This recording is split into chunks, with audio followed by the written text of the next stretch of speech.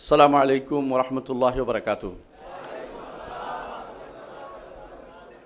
আলহামদুলিল্লাহ রাব্বিল আলামিন ওয়াসসালাতু ওয়াসসালামু আলা আশরাফিল আমবিয়া ওয়াল মুরসালিন নবিয়িনা মুহাম্মাদিন ওয়া আলা আলিহি ওয়া আসহাবিহি আজমাইন, আম্মা বা'দ।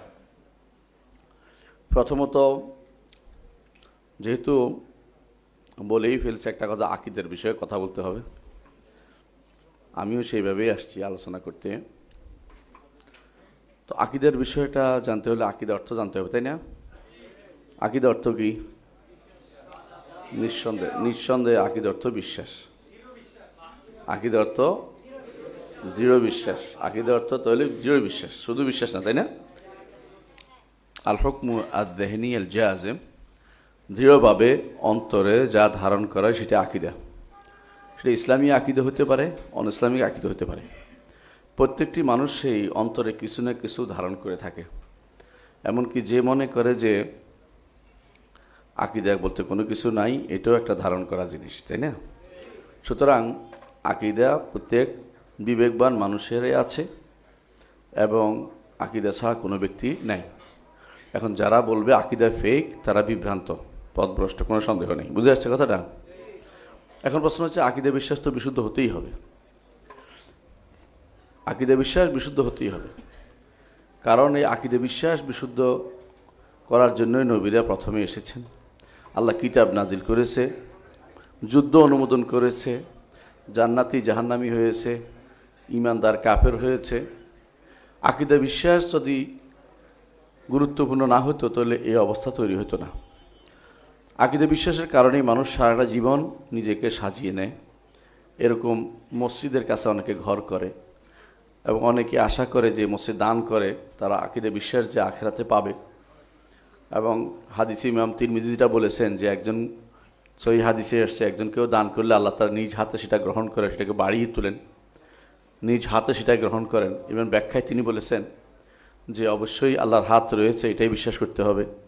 ইমাম তিরমিজি বলতেছেন যে এই হাত সৃষ্টির কোনো হাতের মতো নয়, এটাকে আনতে হবে, এটাই হচ্ছে সুফিয়ান ইবনে উয়াইনা, এটাই হচ্ছে অমুকের, একজন করে মুহাদ্দিসদের নাম তিনি বলেছেন।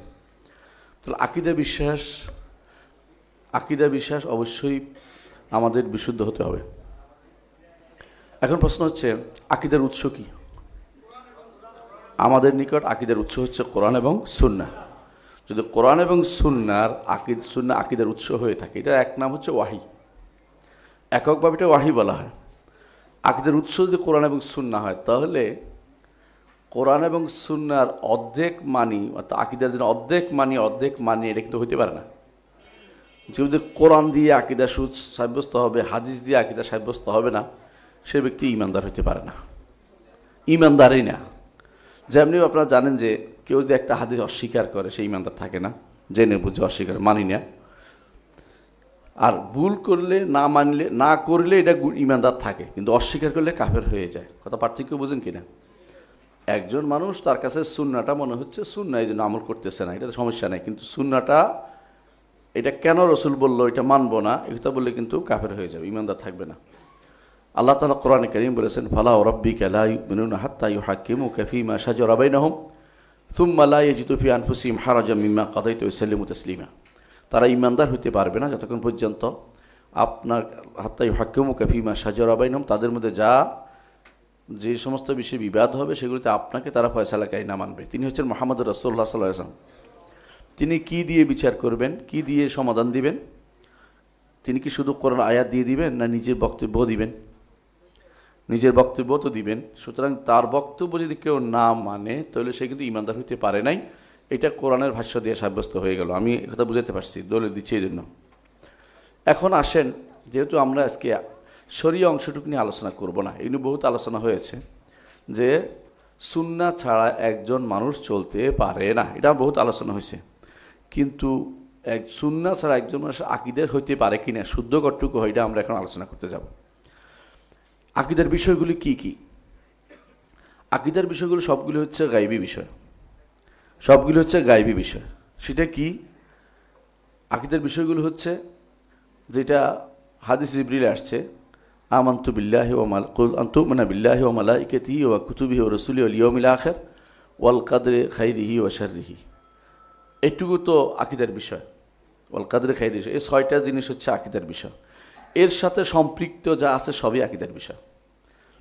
এমনকি ইসলামের রোকন যে 5টা, ইসলামের রোকন যে 5টা, এটা কি দিয়া পাইছেন কন্ত? হাদিস দিয়ে। বুনিয়াল ইসলাম আলা খামসিন। এখন যদি বলেন আপনি, এটা তো এই যে এই ইসলামের রোকন যে 5টা, এটা কি শরিয়া না আকীদা? এটা আকীদা, কারণ এটা সংবাদ দিচ্ছে রাসূল, বুঝলেন তো? সংবাদগুলি সব আকীদা। যেহেতু সংবাদ দিচ্ছে, হ্যাঁ সলাত হচ্ছে শরিয়া, কিন্তু সলাতে যে সংবাদ দিচ্ছেন এটা তো আকীদা। 5টি রোকনের সংবাদ দিচ্ছেন আল্লাহ তাআলা, আল্লাহ রাসূল সাল্লাল্লাহু আলাইহি ওয়াসাল্লাম। এখন যদি কেউ বলে আমি হাদিস মানি না, তাহলে কিন্তু আকীদা, তার সলাত হইল না, সলাত যাকাত সওম হজ কিছুই মানা হচ্ছে না।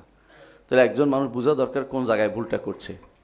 মৌলিকভাবে উমুরুল আকীদা, আকীদার মৌলিক বিষয় হচ্ছে আল্লাহ তাআলার নাম, কর্ম, গুণ, আল্লাহ তাআলার সত্তা, আল্লাহর নাম, আল্লাহর কর্ম, আল্লাহর গুণ এবং আল্লাহর অধিকার, এইগুলি নিয়ে যে কথাগুলি হয় এগুলি হচ্ছে আকীদা। কথা বুঝাতে পারছি? এখন এগুলি যদি কোনো ধরেন একজন মানুষ বলে যে এগুলিতে সে কোরআন মানবে, হাদিস মানবে না, তাহলে কিন্তু সে কিছুই করতে পারবে না। আপনি বুঝতে পারছেন কি না? এগুলি আপনি ব্যাখ্যা করবেন ইনশাআল্লাহ, সামনে আসতেছে। এখন আমরা একটা বিষয় আলোচনা করতে চাই, সেটা হচ্ছে কোরআনের সাথে সুন্নাহর সম্পর্কটা কি। কোরআনের সাথে সুন্নাহর সম্পর্ক 3 প্রকারের। এক প্রকার হচ্ছে কোরআন যা বলেছে সুন্নাহ তা বলেছে। যেমন কোরআন বলেছে আকিমুস সালাতা, বলছে না? রাসূলুল্লাহ সাল্লাল্লাহু আলাইহি ওয়াসাল্লাম বলেছেন যে সল্লু খামসাকুম, তোমরা 5 ওয়াক্ত সালাত আদায় করো। তো রাসূলুল্লাহ সাল্লাল্লাহু আলাইহি ওয়াসাল্লামও একই কথাই বলেছেন, কিন্তু পার্থক্য একটু বেশিও বলেছেন। 5 ওয়াক্তের কথা বলেছেন, একসাথে 5 ওয়াক্তের কথা বলেছেন। তাহলে বোঝা গেল যে আকীদা, সুন্নাহ হচ্ছে কখনো কখনো কোরআন যা বলে তা বলেছে, আবার কখনো কখনো সুন্নাহ দিয়ে কোরআন যা বলা হয়েছে কোরআনের সংক্ষিপ্ত বিষয়টাকে সুন্নাহ কি করেছে? বিস্তারিত বর্ণনা করেছে। যেমন কোরআন বলেছে সালাত আর সুন্নাহ বলেছে 5 ওয়াক্ত সালাত। আমি ইয়ার দিকে যাচ্ছি না, ওই শরিয়ার দিকে যাচ্ছি না, আমি শুধু আকীদার কথাটাই বলতেছি। এখন 5 ওয়াক্ত সালাত আদায় করতে হবে, এটা কি শরিয়া না আকীদা? এটা আকীদার বিষয়। সালাত কেমনে আদায় করবেন, কী করবেন, সেটা হচ্ছে শরিয়া। কথা বুঝেন? 5 ওয়াক্ত এটা কিন্তু আপনার আকীদার অংশ, কারণ আপনি ইসলাম যে বিষয়গুলো বিশ্বাসের অংশ, এটা কিন্তু কিসের? আকীদার অংশ। তাহলে সুন্নাহ আপনাকে একটু বাড়িয়ে দিচ্ছে, কোথাও ব্যাখ্যা করে দিচ্ছে। তাহলে সুন্নাহর আরেকটা পর্যায় হচ্ছে কোরআনও আসে নাই, হাদিসেও আসে নাই। কোরআনে আসে নাই কিন্তু সুন্নাহ বাড়তি জানিয়ে দিচ্ছে। যেমন হাউদের মাসালা, হাশরের মাঠে রাসূলুল্লাহ সাল্লাল্লাহু আলাইহি ওয়াসাল্লাম একটা হাউদ হবে, তাই না? প্রত্যেক নবীরই কিন্তু হাউদ হবে। হাউজ বলেন আপনারা, হাউদ আর কি, দোয়া। তো হাউদ যেটাই বলেন, হাশরের মাঠে একটা হাউদ হবে। রাসূল বলেছেন, হাউদের বিস্তারিত বর্ণনা তিনি দিয়েছেন। এখন যদি এই যে পুরো হাউদ হওয়া, হাউদের বর্ণনা জিনিসটা পুরোটাই কিন্তু আকীদার রিলেটেড, তাই না? এখন তো আপনি হাদিস যদি না মানেন, আপনি কিন্তু আকীদাটা সাব্যস্ত করতে পারবেন না, কোনো দিন এটা পারবেন না। কবরের আযাবের মাসালা ধরেন, কবরের মাসালা পুরো বিস্তারিত বর্ণনা। হ্যাঁ, প্রথমে কোরআন আসছে যে কোরআনে কারীম বলছে আন্নার ইউরাদুনা আলাইহা গুদুওয়ান ওয়া আশিয়ান ওয়া ইয়াওমা তাকুমুস সাআতু আদখিলু আলা ফিরআউনা আশাদ্দাল আযাব। আন্নার ইউরাদুনা আলাইহা, সকাল বিকাল ইয়াদের উপর, ফেরাউন গোষ্ঠীর উপরে, তাদের উপরে, তাদেরকে জাহান্নামে আগুনে নেওয়া হয়, তাদেরকে দগ্ধ করানো হয়, তাদেরকে শাস্তি দেওয়া হচ্ছে। আর যেদিন কিয়ামত হবে সেদিন তাদেরকে আরও কঠিন শাস্তি দেওয়া হবে। তাহলে আর যেদিন মানে কি, এখন সেটা দেওয়া হচ্ছে কবর আযাব। এখান থেকে আলেমরা নিয়েছেন কবর আযাবের কথা কোরআনে কারিমে আসে, কিন্তু বিস্তারিত কবর আযাব কার হবে, কি হবে, এইটা আপনি কোথায় পাবেন? হাদিসের মাধ্যমে। আবার ধরেন কবরের ফিতনার মাসালা, কবরের 3টা প্রশ্ন করা হবে, মান রাব্বুকা ওয়া মা দীনুকা ওয়া মান নাবিয়ুকা। এটা কি কোনো কোরআনে কারিমে আছে? না। এটা কোথায় আছে? হাদিসে আছে। তাহলে হাদিস যদি আপনি না মানেন, তাহলে আপনি কোরআনে কারিমে, তাহলে আপনি আকীদা কিন্তু ধারণ করতে পারতেছেন না, আপনার আকীদা ধারণ করার কোনো সুযোগ আসতেছে না। তাহলে 3 অবস্থা হইতে পারে কোরআনের সাথে হাদিস। একটা হলো সমানে সমান, কোরআন যা বলেছে হাদিস তা বলেছে। একটা হলো কোরআন যা বলেছে হাদিস তার ব্যাখ্যা করেছে।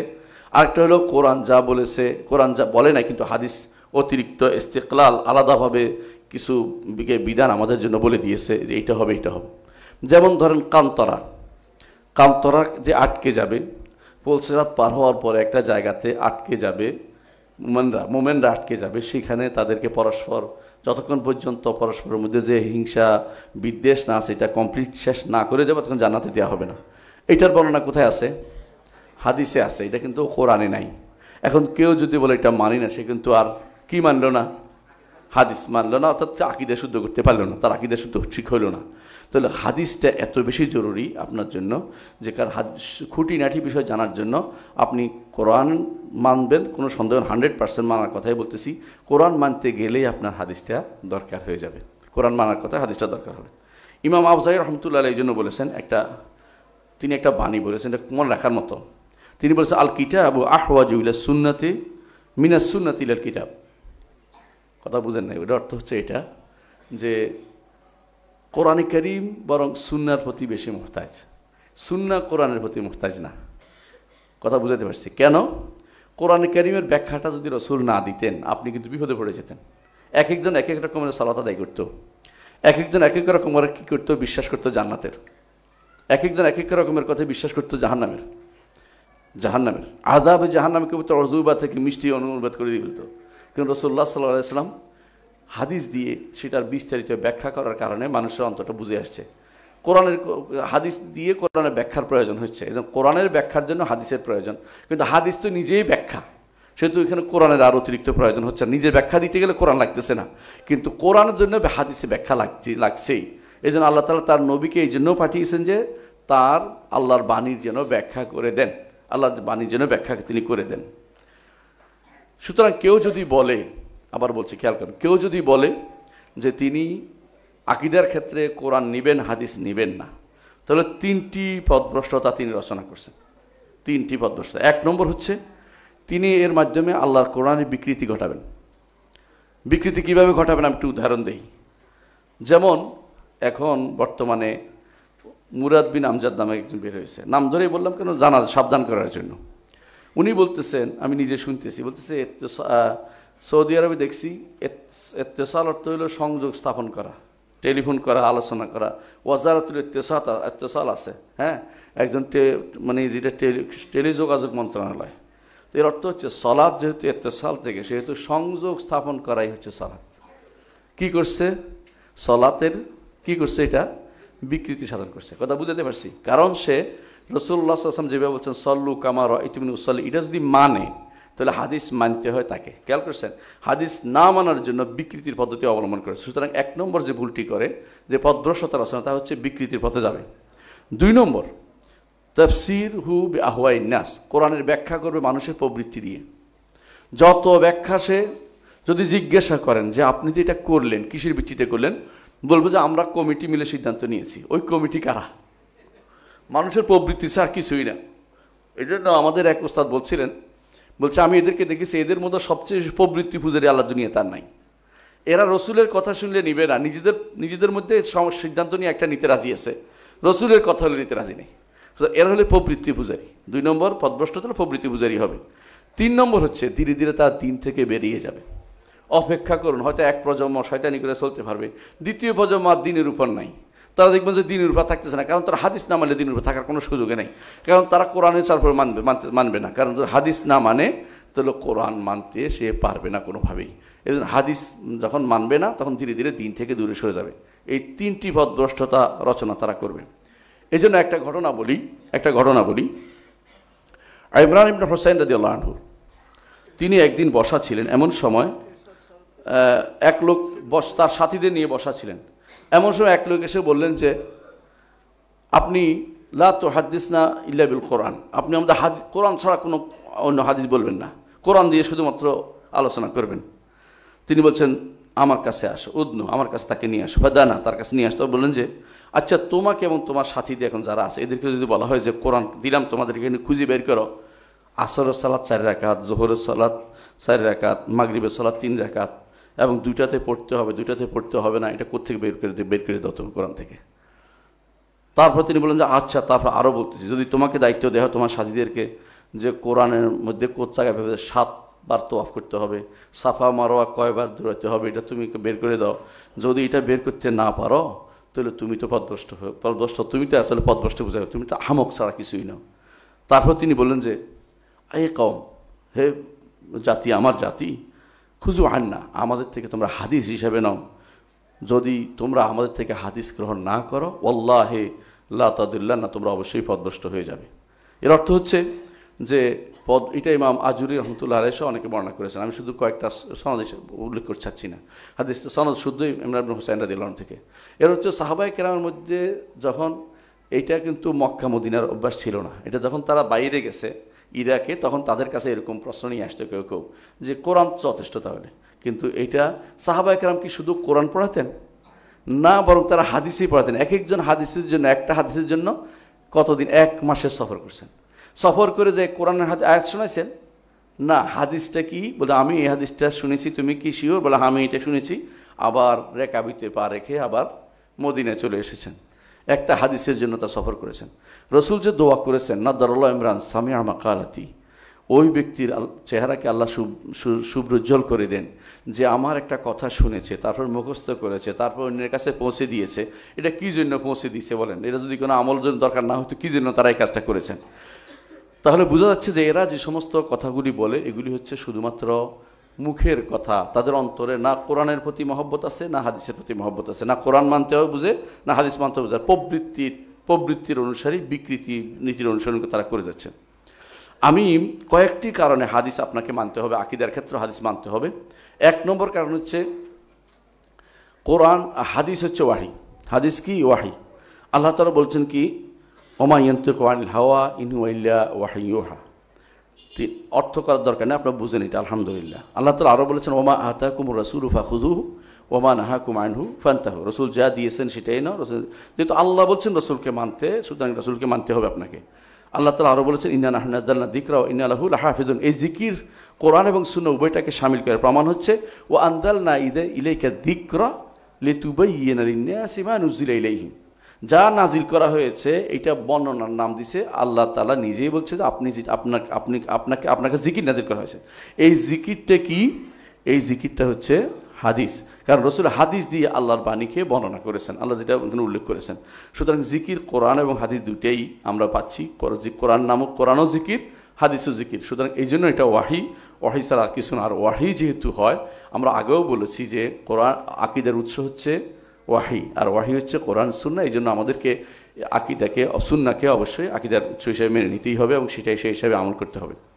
দ্বিতীয় যে কারণে আমাদেরকে সুন্নাহ দিয়ে আকীদাকে আমরা মানতে হবে, সুন্নাহ দিয়ে আকীদা গ্রহণ করতে হবে, সেটা হচ্ছে আল্লাহ তাআলা কোরআনে কারিমে আমাদেরকে নির্দেশ দিয়েছেন যে রাসূলকে সব কিছুতে মানতে বলছেন। কোনো কিছু ইস্তিসনা করেন নাই, ভাগ করেন নাই যে তোমরা এই শরিয়া হলে মানিও, আকীদা হলে মানিও না, এমন কথা কিন্তু বলে নাই। বরং সব কিছুতে বলেছেন, বরং সব কিছুতে, ফি কুল্লি শাই, সব কিছুতে, ছোট বড় সব কিছুতে।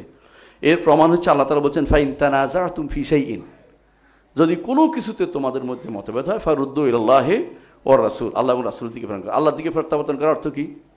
কোরআন দিকে, রাসূলের দিকে, হাদিসের দিকে, সুন্নাহর দিকে। আলহামদুলিল্লাহ বুঝে আসছে আপনাদের। আল্লাহ তাআলা আরও বলেছেন ইয়া আইয়ুহাল্লাযীনা আমানু ইসতাজীবু লিল্লাহি ওয়া লির-রাসূলি ইযা দাআকুম লিমা ইউহয়িকুম। হে ঈমানদারগণ, যখন ইসতাজীবু লিল্লাহ, আল্লাহ এবং তার রাসূলের ডাকে সাড়া দাও।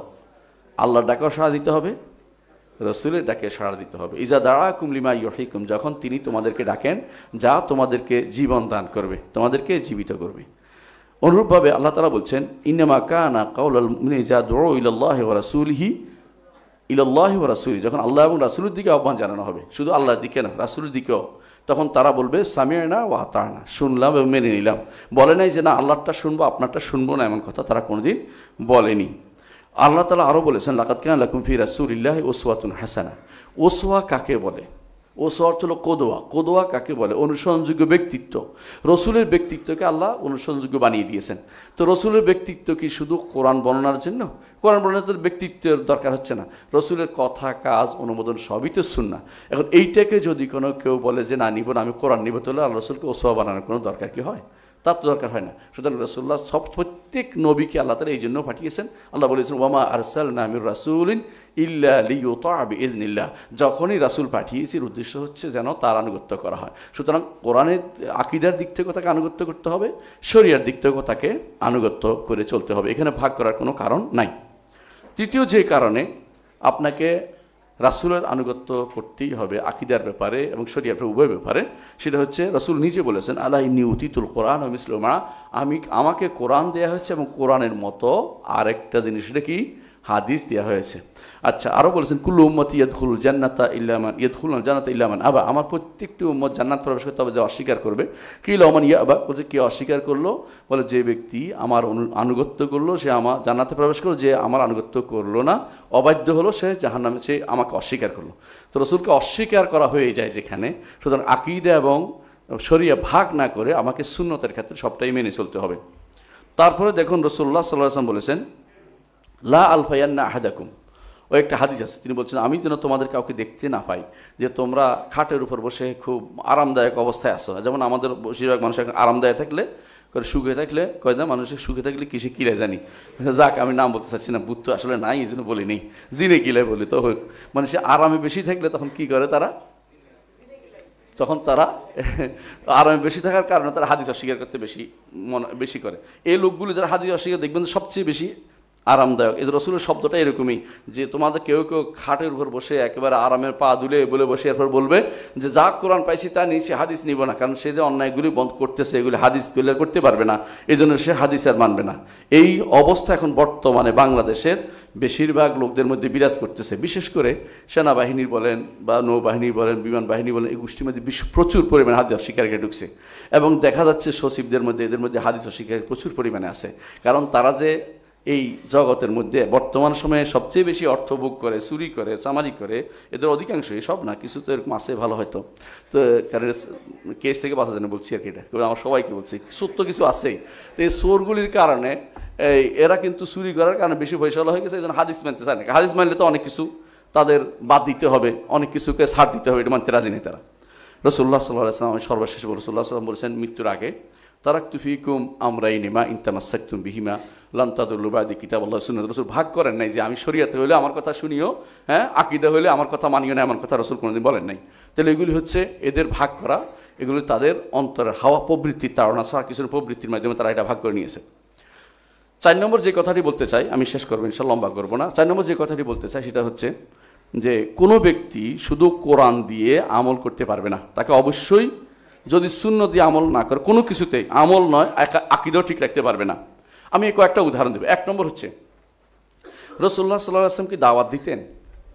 আপনারা বলেন, দাওয়াত দিতেন? তো বাজারে যেয়ে কিছু বলতেন না, যাই বলতেন না দাওয়াত দিচ্ছি, অথবা কোরআন তেলাওয়াত করে চলে আসতেন না, মুখে কিছু বলতেন, যেটা বলতেন ওইটাই তো হাদিস, ওইটাই তো সুন্নাহ, ওটা তো আকীদারই বিষয়। কি বলতেন তিনি? আইয়ুহান নাস কুলু লা ইলাহা ইল্লাল্লাহ তুফলিহু, হে মানুষেরা বলো লা ইলাহা ইল্লাল্লাহ, সফল কাম হইতে পারবে। এই বর্ণনাটা যদি কোনো অস্বীকার করেন তো রাসূলুল্লাহ সাল্লাল্লাহু আলাইহি ওয়াসাল্লাম দাওয়াত দিছে? নাউযুবিল্লাহ, কথা বুঝেন কিনা? এখন যদি কেউ বলে আমি খবর ওয়াহিদ মানি না, হাদিস মানতাম না আকীদার ক্ষেত্রে, তাহলে এই ব্যক্তি এটা কি হবে? রাসূল তো ধরে দাওয়াতে দেন নাই। রাসূল কি করেছেন? যাই দাঁড়িয়েছেন আর কোরআন শরীফ পড়ছেন, শুধু কোরআন তেলাওয়াত করছেন, এই তো, আর কিচ্ছু করেন নাই। রাসূল এই কাজ কোনোদিন করেন নাই। এই কাজ কি দুনিয়ার কেউ পাগলে বলবে? রাসূলুল্লাহ সাল্লাল্লাহু আলাইহি ওয়াসাল্লাম তিনি গ্রামে যেখানে যাইতেন সেখানে দাওয়াত দিচ্ছেন না? তায়েফে গেছেন না, যেখানে দাওয়াত দিচ্ছেন তার চাচাকে দাওয়াত দিচ্ছেন না? এখন চাচার সামনে যে কোরআন তেলাওয়াত করছেন, আর কিছু করেন নাই। হ্যাঁ, রাসূলের কাজ কি ছিল তাহলে? রাসূল দাওয়াত দেন না যে কিন্তু আকীদা যদি কোনো সুন্নাহ থেকে না নেন তাহলে সেগুলি ঘুমের মধ্যে ঘুমে আসে নাকি জাগ্রত, জিজ্ঞাসা করতে হবে তাকে। দ্বিতীয় কথা হচ্ছে আরেকটি দিন রাসূলুল্লাহ সাল্লাল্লাহু আলাইহি ওয়াসাল্লাম বিভিন্ন জায়গাতে দাড়িদের পাঠাতেন, দাওয়াত দিতে পাঠাতেন, তাই না? এই দাওয়াত দিয়ে যাদেরকে পাঠাতেন তারা শুধু কোরআন তেলাওয়াত করে করে চলে আসছে নাকি? না আর কিছু বলছে? অবশ্যই বলছে। রাসূলুল্লাহ সাল্লাল্লাহু আলাইহি ওয়াসাল্লাম মুআয ইবনে জাবাল রাদিয়াল্লাহু আনহু ইয়েমেনে পাঠিয়েছেন জীবনের সর্বশেষ সময়, তখন তাকে কি বলেছেন? যখন সেখানে যাবে প্রথম তাদেরকে তুমি তাওহীদের দাওয়াত দিবে। এটা কি কোরআনের কথা না হাদিসের কথা? তাহলে এই ব্যক্তি যদি এটা না মানে তখন এখন দাওয়াত বন্ধ হয়ে যাবে কিন্তু, কারণ হাদিসে দাওয়াত কি করতে হবে, এটা যে দাওয়াত দিতে বলছে হেবলে হেকমাটা বুঝাবে কে? ওয়াল মাউইজাতুল হাসানা এটা বুঝাবে কে?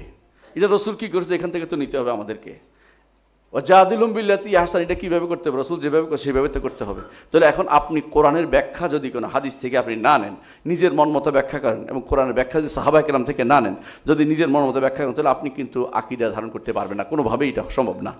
আরেকটু বলি, রাসূলুল্লাহ সাল্লাল্লাহু আলাইহি ওয়াসাল্লাম বিভিন্ন জায়গাতে বড় বড় রাজা বাদশাদের কাছে চিঠি পাঠাইছে, তাই না? চিঠি পাঠানোর সময় তো কোরআন, শুধু কোরআন পাঠাইছে না, আয়াত আর কিছু লিখে পাঠাইছে?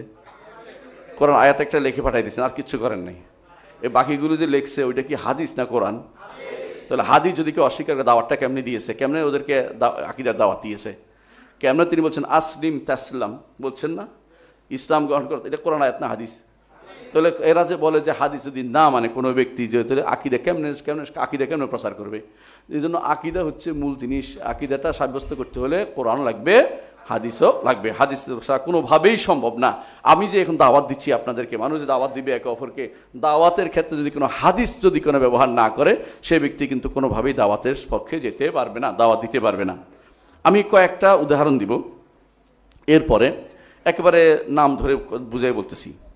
আপনারা কিয়ামতের আলামত তো পড়ছেন, তাই না? জানেন অনেকেই। কিয়ামতের আলামত কি কোরআন দিয়ে সব সাব্যস্ত?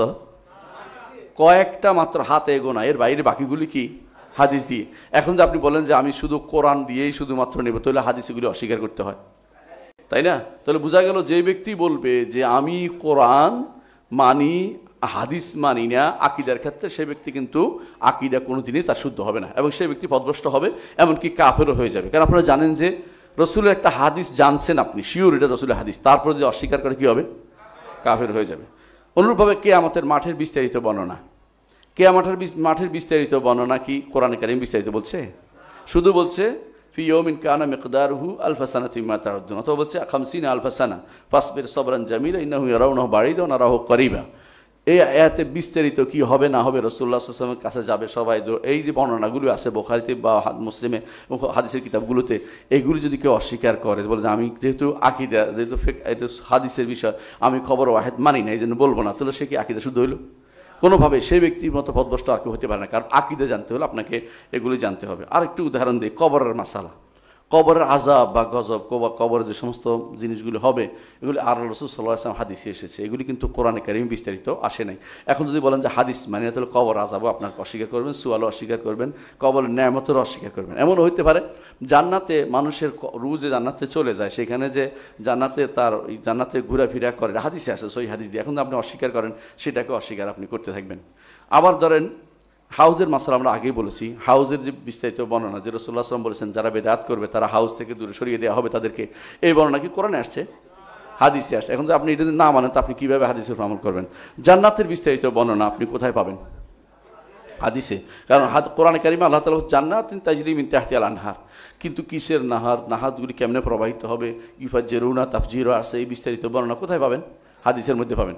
আবার ধরেন না জাহান্নামের আগুনের বর্ণনা আপনি কোথায়? হাদিসেই পাবেন। সুতরাং কোনো ব্যক্তি যদি কোনোভাবেই যদি বলে যে সে হাদিস ছাড়া শুধু কোরআন দিয়ে দুনিয়াতে আকীদা বিশ্বাস ঠিক করবে, তাহলে মিথ্যাবাদী সে, অথবা বাগাড়ম্বর করছে, অথবা সে প্রবৃত্তি পূজারী, অথবা সে দিনকে বিকৃতি করে ধ্বংস করার চিন্তায় আছে।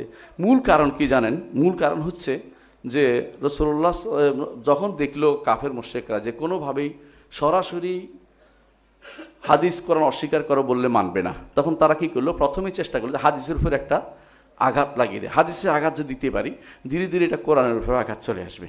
কারণ কোরআন বলছে হাদিস মানতে, এবং হাদিসে কোরআনের সাথে একটার সাথে ওতভাবে জড়িত। একটার অর্ধেক যদি কোরআনে বলেছে, বাকি অর্ধেক হাদিসে বলেছে, বুঝেন তো? কোনো একটা অংশ দেখবেন যে আল আন খাফাফাল্লাহু আনকুম, আল আন খাফাল, আগের অংশটা কই? আগের অংশটা হাদিসে আছে। কোরআন অনেক জায়গাতে এরকম আছে, অর্ধেক আল্লাহ কোরআন বলছেন, অর্ধেক রাসূলুল্লাহ সাল্লাল্লাহু আলাইহি ওয়াসাল্লাম হাদিসে বলে দিয়েছে। এরপর আল্লাহ তাআলা বাকিটা ইস্তেদলাল করেছেন। তো আপনি যদি কোরআন হাদিস নাম দুইটা একসাথে না করেন, তো আপনি বিপদে পড়ে যাবেন। এই জন্য একসাথে ইমাম শাফিঈ রাহমাতুল্লাহ আলাইহি এই জন্য নাসির সুন্নাহ বলা হয়, কারণ তিনি দুইটাকে একসাথে বলেছেন, আল কোরআন ও সুন্নাহ। অন্যরা বলছে আল কোরআন ও সুন্নাহ, এটা হ্যাঁ তারতিব দেওয়ার জন্য বলছে, কিন্তু মৌলিকভাবে কোরআন ও সুন্নাহ সমানে সমানে চলবে, সমান তালে চলবে। দাওয়া এর ক্ষেত্রে কোরআন এবং সহিহ সুন্নাহ সমান তালে চলবে। কিসের ক্ষেত্রে? আকীদা এবং শরিয়ার ক্ষেত্রে। এখানে কোনো তারতম্য করার কোনো সুযোগ নাই, এটা আমাদেরকে মনে রাখতে হবে। এখন আমরা কয়েকটা জিনিস আলোচনা করতে চাই যে যেখানে যেখানে বিরোধ কেন হয়েছে বা কোথায় বিরোধ হয়েছে। যারা বিরোধিতা করে তারা প্রথমে বিরোধিতা করলো যে আমরা একদল বললো যে আমরা কোরআন মানি, হাদিস মানি না। তখন দেখছি যে কোনো আমল করা যায় না। এদের মধ্যে এক শ্রেণী আছে ইচ্ছা করে শয়তানি করার জন্য বলছে, মানে দিনকে নষ্ট করার জন্য হচ্ছে। এরা তো এই কাজে খুশি, অসুবিধা কি, নষ্ট হলে আমার কি?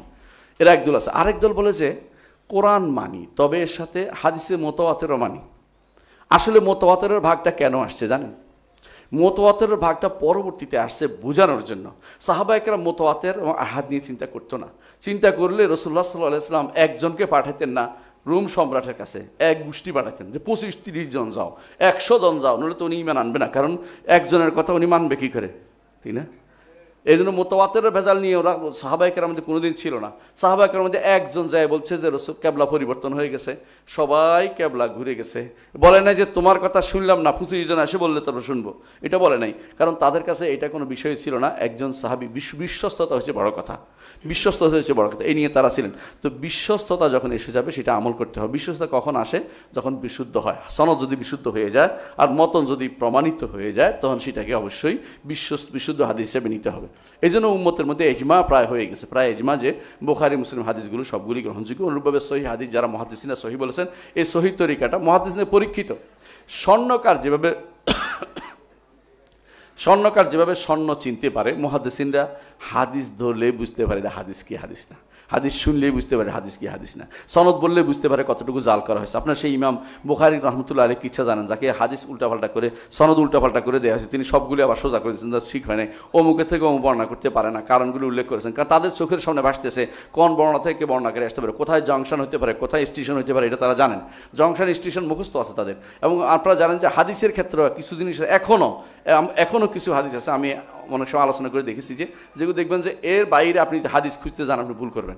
হাদিসের কিছু জংশন আছে, জংশন দিয়ে হাদিস যেতে হবে, সনদ দিয়ে হাদিস যেতে হবে, স্টেশন জংশন পার হয়ে আপনাকে ঠিক সাহাবা একরামের কাছে যেতে হয়। যদি বলেন যে আপনি হঠাৎ করে এখানে বলে বসেন যে কল রাসূলুল্লাহ সাল্লাল্লাহু আলাইহি ওয়াসাল্লাম, তাহলে আর গ্রহণযোগ্য হবে না, কারণ জংশন যায় না, আপনার মাঝখানে কোনো স্টেশন নাই। তো ওরা বুঝতে পারে এটা, আপনি এটা বুঝতে পারেন না। কিন্তু এই গোষ্ঠীর চেয়ে আরেকটা গোষ্ঠী বের হলো, কি বললো?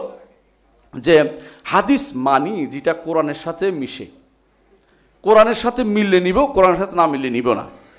কোরআনের সাথে কোনটা মিলে না?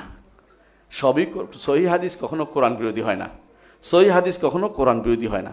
যারা বলবে যে সহিহ হাদিস কোরআন বিরোধী হয় তারা মিথ্যাবাদী। এটা আমার কথা ইমাম শাফি বলে গেছেন।